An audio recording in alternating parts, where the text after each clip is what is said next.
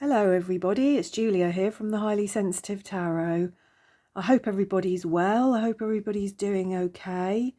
I think it's been a good week or so since I've done a video, but I think as spring is springing, there's just been more activity in my life. There's been more going on, and I only have limited sort of energy really with my fibromyalgia, so I often find that life is a sort of a process of juggling, I suppose, is when I've got more to do in one area, then something has to give in another area.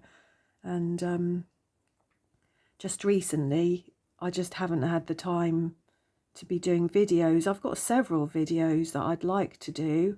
My little notebook has got a few ideas and thoughts in it, but I just haven't really had the time or the energy, I suppose. And also, I was thinking about this the other day. I think if you take tarot seriously and you're more than a collector, if you actually work with your cards, if you're reading your cards regularly and you're using them for shadow work and for self-reflection and for growth and processing things, it's quite tiring, it's quite exhausting, and I think you can get a bit burnt out with it. And like anything, you need a holiday, you need a break, even from the things you love, the things that are doing you good, the things that are helpful for you. I think sometimes you really do need a break and you need to switch off and not be processing. Because processing things from the past, issues that you might have, things from your childhood, current issues that you've got, these things can be quite painful, quite emotional, quite difficult, and quite triggering, I suppose. And so, yeah, I think it's important actually to have regular breaks from in-depth tarot work anyway.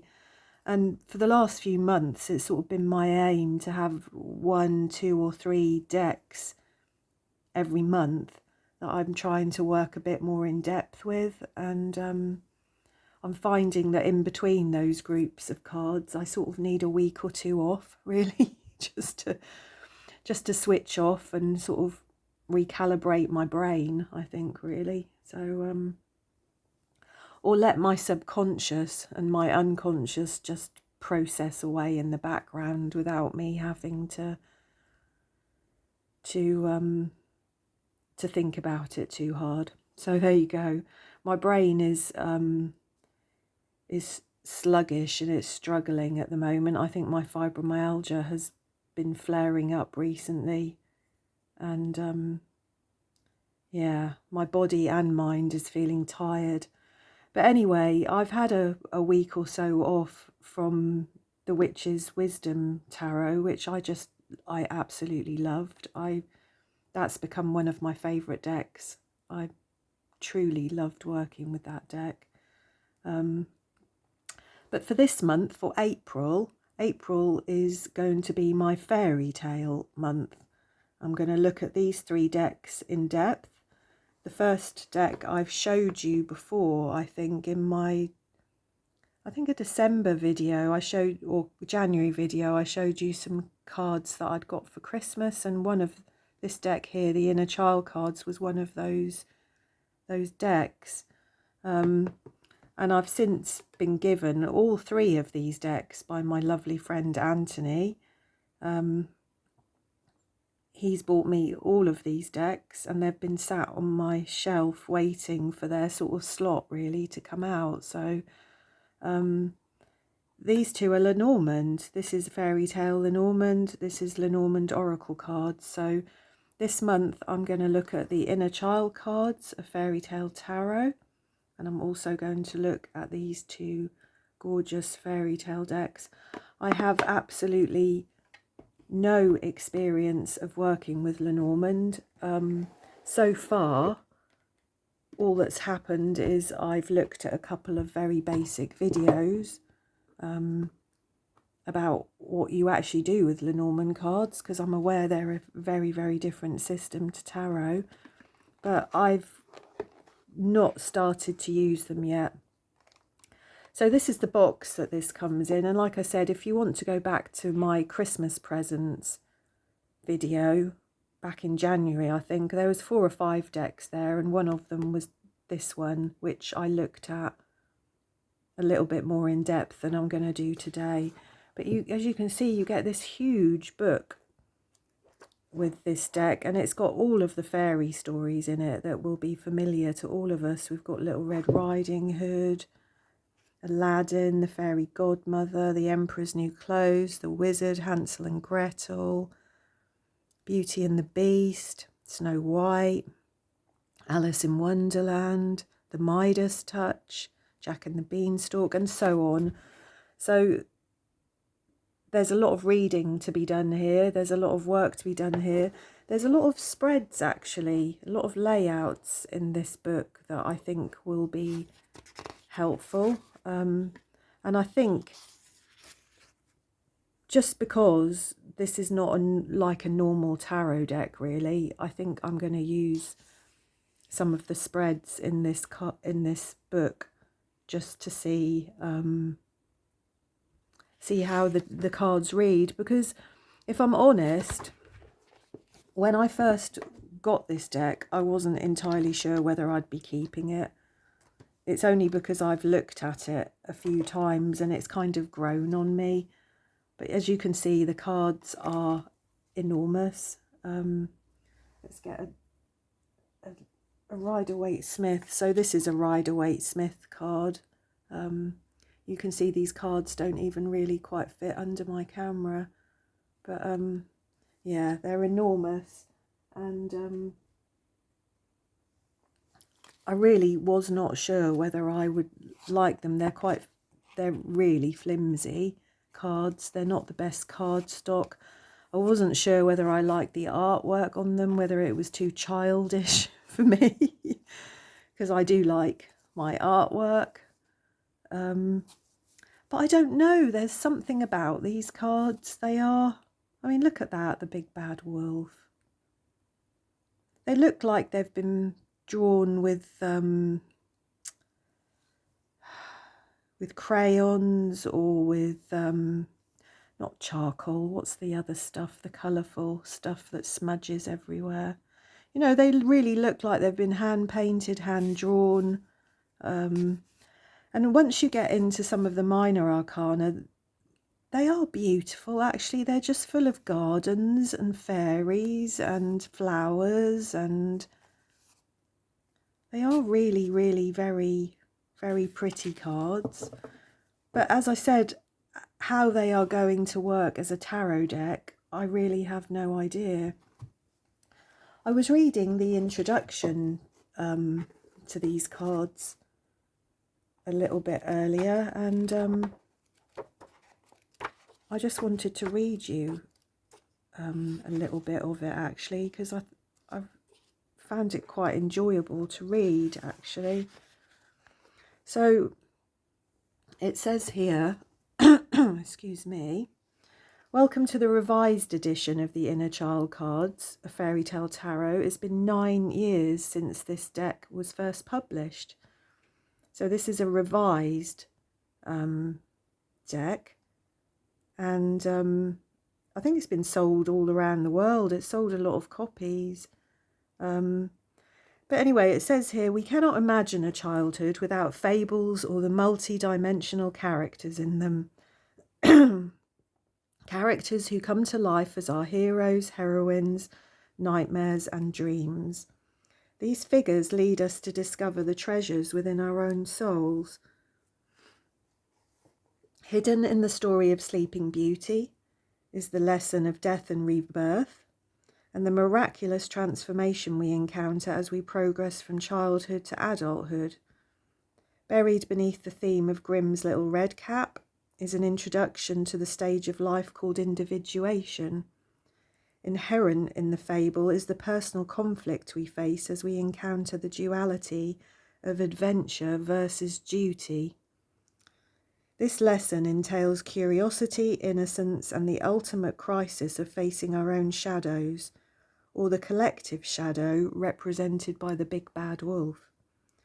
Mother Goose is the historical harbinger of life and myth, for she symbolically laid the golden egg.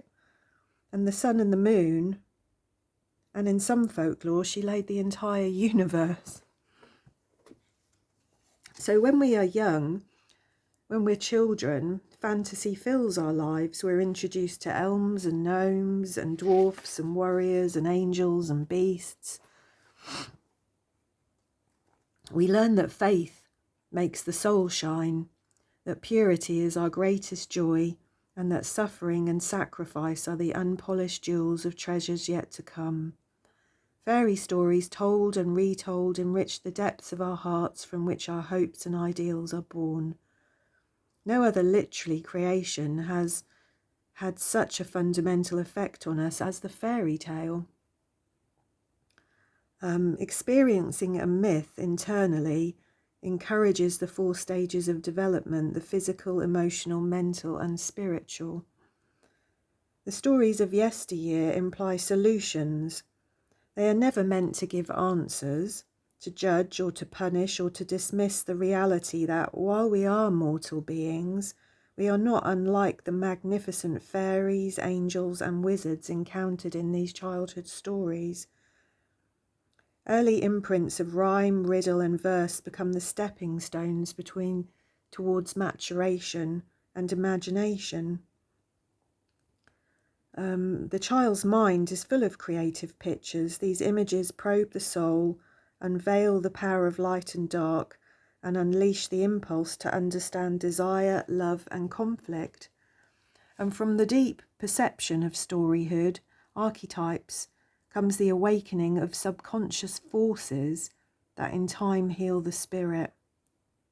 Life's riddles and complexities are not solved in words, but in foresight, in clear vision and experience. And isn't that the truth? This inward knowledge renews the soul's life. We all feel more youthful and vibrant as we grow into the imaginative world. Because human beings must enter life through the gates of childhood, fairy tales will always be here. They provide a fertile meeting point for the simple, young mind and the wisdom of age. So I thought I'd just read that because I think that's quite powerful. That really does resonate on so many levels for me.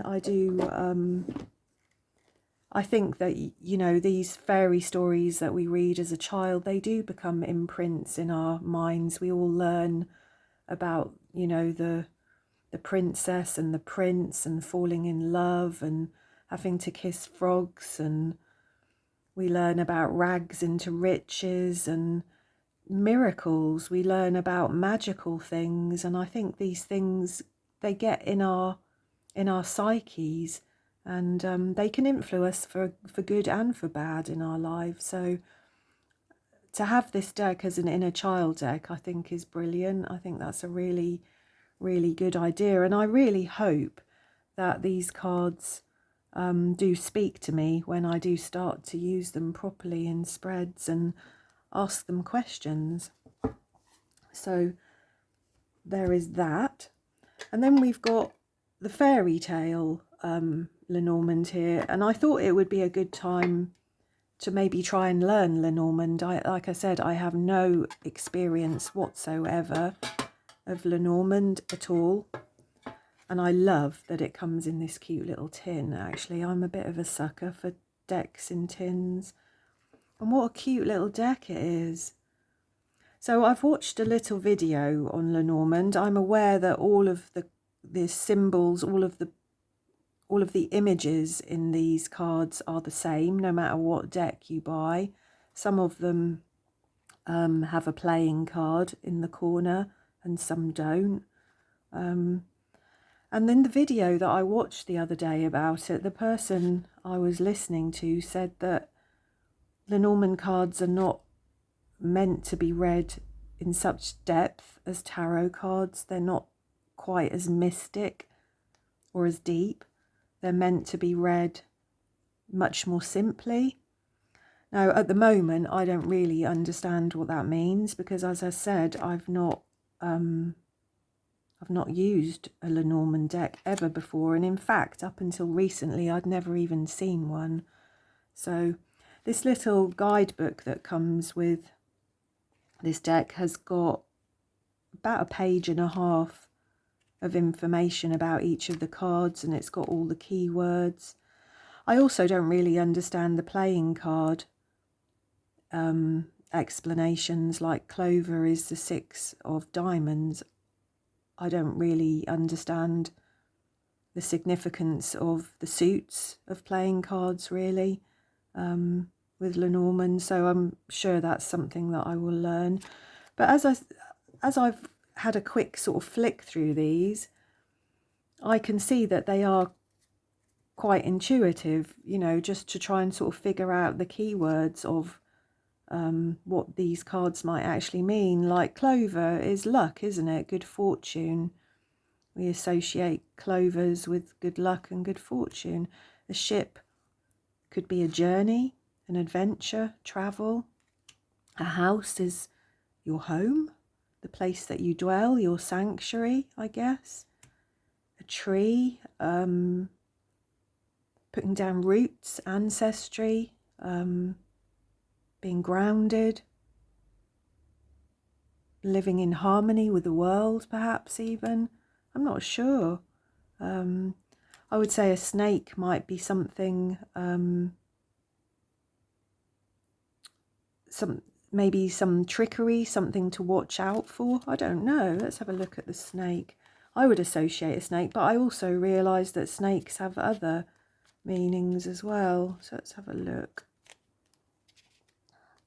Snake. So cheating, betrayal and manipulation. This is Ricky Tivi Tavi. So yeah, these all come from fairy tales, all of these. Like the Clover card that I showed you. Where's that? This is Thumbelina. This one here. This is from Thumbelina. This is Aladdin, I would guess. I think the house is Hansel and Gretel, isn't it? Perhaps. I'm not sure. Let's have a look, actually. I'd like to know. I don't like to guess and be wrong. So yeah, the keywords were home, domestic safety, sanctuary. So rather than choosing any specific story, so this is not about a specific story. Okay. So anyway, I've learned that with Lenormand cards, you're trying to lay them in spreads of 3 or 9, I think, perhaps, of past, present and future. But I think, to be honest, that's about all I've learnt so far.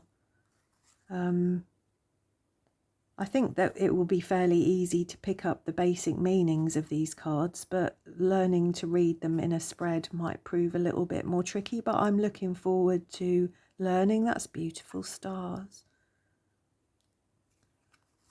So yeah, I'm looking forward to learning. I think they're really, really cute little cards, and again, I'm not sure what I'll do. Maybe some days I will draw some Lenormand cards of, you know, both of the fairy tale Lenormand and the Lenormand oracle cards, and maybe some days I'll draw some of the inner child cards. I don't know that I would use all of these cards together, just because I'm learning and I'm not quite sure how they would all fit together, to be honest. But this is a beautiful little deck, actually, this fairy Lenormand oracle cards. This is by Marcus Katz and Tally Goodwin. Comes in a nice little box, nice little guidebook, and just the most beautiful cards. I love the back of them. Like fairy wings, aren't they? They're beautiful. So so yeah, let's have a look how this all works. So there's several spreads and layouts here. So you could work with these oracle cards on their own. They don't have to be combined with other decks at all. So there's a list of meanings here. Yeah, the snake, there we go. Deception, betrayal, deceit, lies, distrust and danger. So the keywords are exactly the same for all 36 of these cards. And like I said, I think the challenge will be learning to read them together in a spread.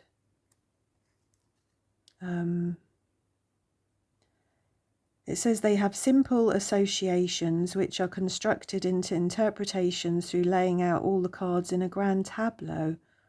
The cards are then read in relation to each other, their respective positions, and in the context of the question given to the reader. So it says they're based on a German game from 1799, which got given the name of a famous French fortune teller, even though she never used the deck.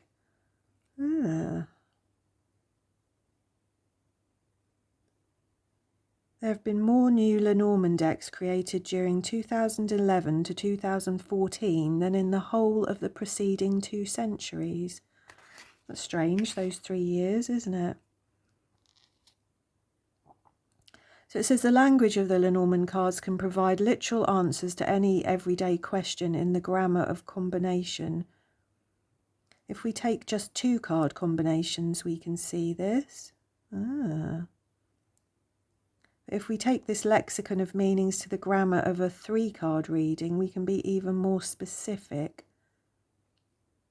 We'll first provide the most common meanings given to each card with some possible variations, and then we'll see how the cards fit together to make sentences and go on to learn how we lay them out in various ways and tell the potential future for any situation. Okay, so this is going to be a little bit of a learning curve for me, isn't it?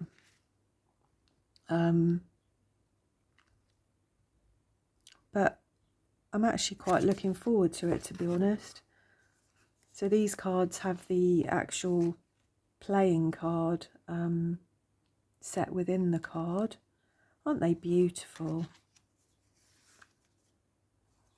So these are going to take a little bit more sort of working out for me, I think, because although I can see there, that's the tree, there's a mountain, there's the snake. So yeah, I can see, but they're not quite as clear as the fairy tale Lenormand I had before. There's a lot of detail in these cards.